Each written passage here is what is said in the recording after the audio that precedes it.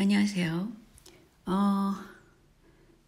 좀 도발적인 제목입니다. 과연 한국에서는 정부가 몇 명을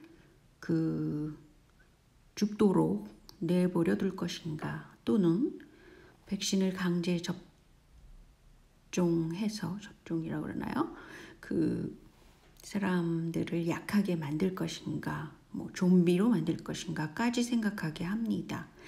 그런데 유럽에서는 상당히 의사들이 바른 발언을 많이 했고, 그리고 거기 SNS는 좀 더 자유롭게 이 문제를 얘기할 수 있는 체제인가 봐요, 유럽이. 과연 GMO를 반대하는 그런 유럽이라고 생각하게 됩니다. 그 결과 유럽 의회에서는 법으로 코로나 백신을 강제 투여하면 안 된다, 미성년한테도 안 된다, 이런 거를 통과했다고 그럽니다. 절대적인 찬성자가 많았다고 그래요. 그런데 여러분도 아시지만 스웨덴에서는 그냥 경제적인 어떤 이유로 강제적으로 마스크를 씌우거나 그러지 않잖아요. 근데 아직도 이렇게 스웨덴 사람들은 마스크를 쓰지 않는다고 그럽니다. 그런데 그 결과물이 너무 놀라워요. 록다운 없이도 코로나에 대응했고, 그리고 사망률이 엄청 낮아요. 그러니까 이거는 코땡땡하고 상관이 없이 그냥 사망률이 낮은데, 게다가 코땡땡에 대해서 대처를 하지 않았거든요. 그런데도 사망률이 이토록 낮다는 겁니다. 즉, 코땡땡이라는 것은 치명률이 워낙 낮잖아요. 그렇기 때문에 전체 사망률에 영향을 주지 않는다. 오히려 지난 동영상에서도 말했지만 백신을 투여한 이후로 사망률이 오히려 올라간다는 그런 역설적인 결과가 있다는 것이죠. 그렇다면 한국에서는 도대체 왜 이런 문제를 둘까라는 거에 의문을 갖죠. 가장 중요한 것은 한국의 정치 판도를 좌우하는 사람이 바로 홍석현, 이 사람이라고 그러죠. 이 사람이 리셋에 대해서 강조를 했습니다. 2017년에요. 이미 그랬어요. 그러면서 디지털 민주주의로 새 국가를 만들자. 뭔가 섬뜩한 게 있잖아요. 새 국가, 리셋, 또 신세계 질서, 이런 것과 다 연관이 돼 있죠. 근데 그 중에서도 제일 중요한 것은 법적인 조치입니다. 법이 제정되면 일반 사람들은 그 법 아래 묶이게 돼요. 그래서 발언권이라든가 새로운 법을 만들 수 있는 것이 아니잖아요.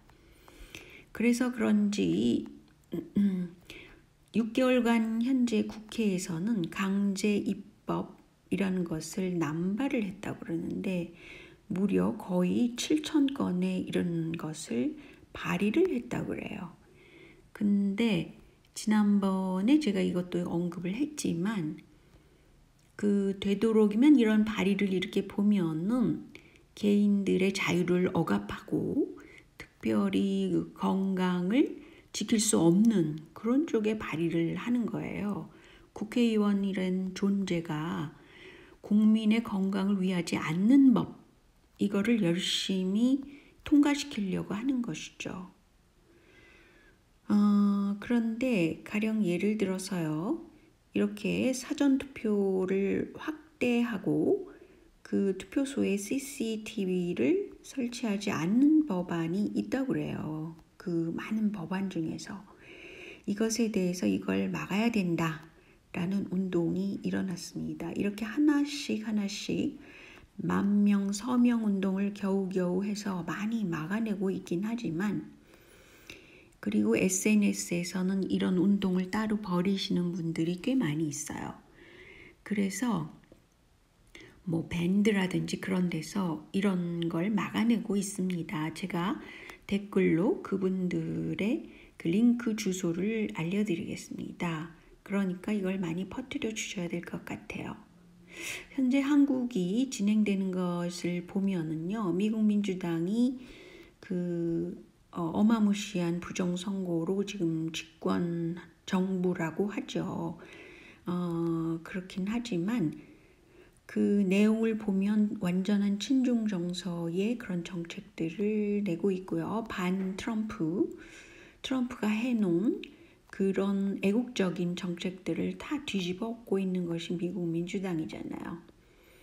그런데 한국에서도 역시 양정철, 이 양아치 같은 이 인간이 중국 공산당과 정책 협약을 하겠다.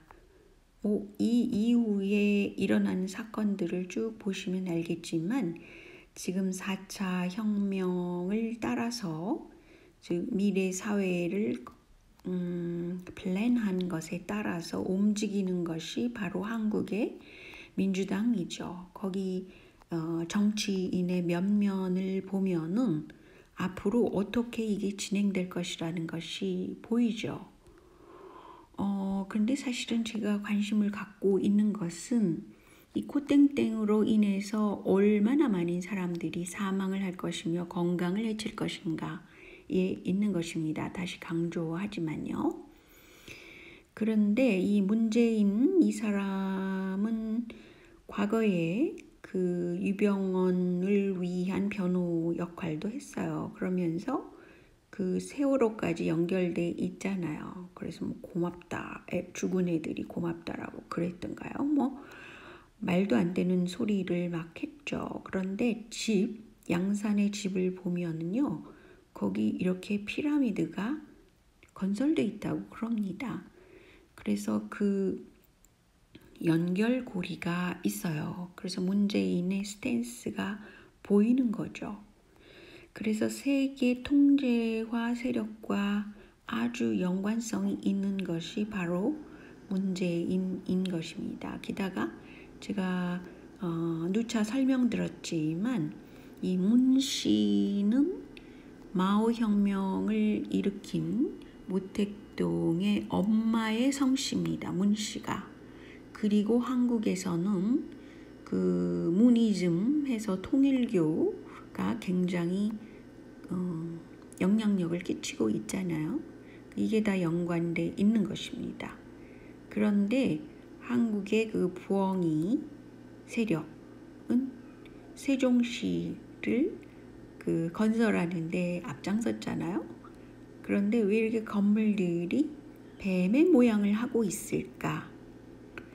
이 사람들은 이상하게도 이런 상징성 있는 것을 내세우면서 자신의 계획을 밀어붙이고 있다는 것입니다. 그래서 세종시의 그 청사가 이런 희한한 모습을 하고 있고요.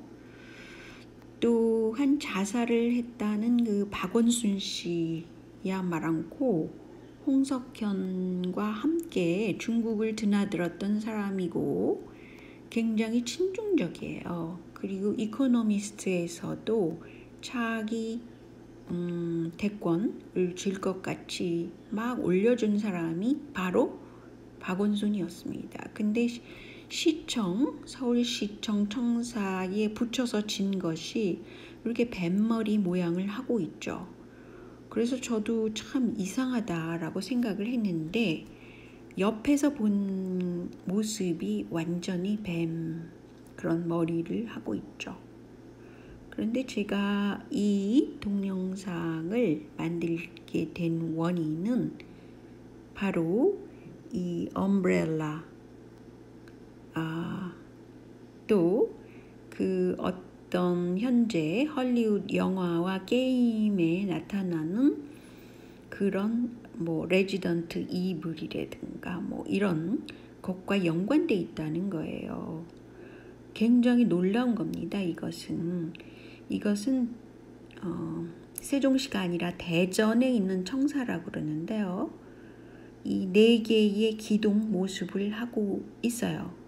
이거에 대해서 지금 의욕을 갖고 있는 사람들이 많지가 않아요. 이미 행해지고 매스컴이 조용하게 되면 이런 것의 연관고리를 파헤칠 수가 없는 것입니다. 한국의 매스컴 종사자들은 이미 다 사망 신고를 한 것이죠. 그런 가운데 왜 이블자가 들어가는 이 엄브렐라사는 그 교황청과도 연관이 있는 것입니다.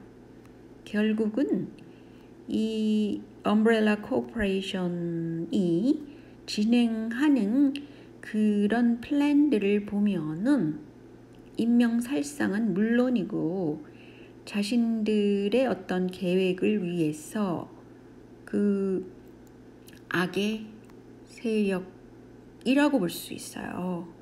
그래서 왜 이블자가 들어가게 됩니까? 레지던트 이블이라는 것을 한번 찾아봐 보세요.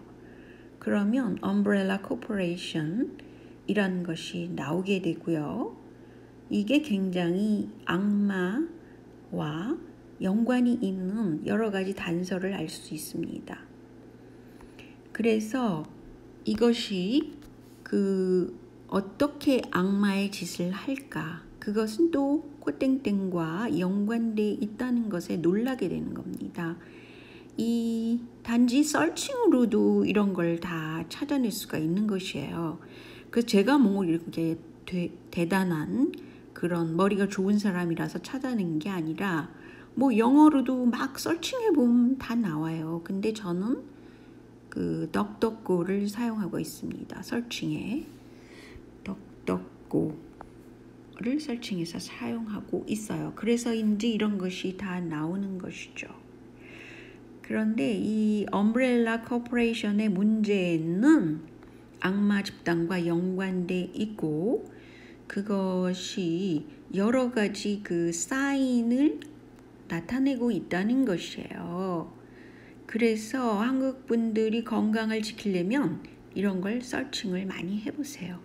근데 또 한 가지 제가 관심을 두고 있는 것, 그것이 바로 캠트레일이라는 거잖아요. 하늘에 왜 이렇게 캠트레일을 뿌리나 그거에 항상 궁금했는데 이것은 빌 게이츠가 그 후원을 하는 돈으로 지불되는 겁니다. 재단에서. 그런 것이 뭐가 있냐면 화학적인 구름이라는 것이 있고 이것은 현재 지구 그 기후를 변화시키는 일을 하고 있다고 그래요.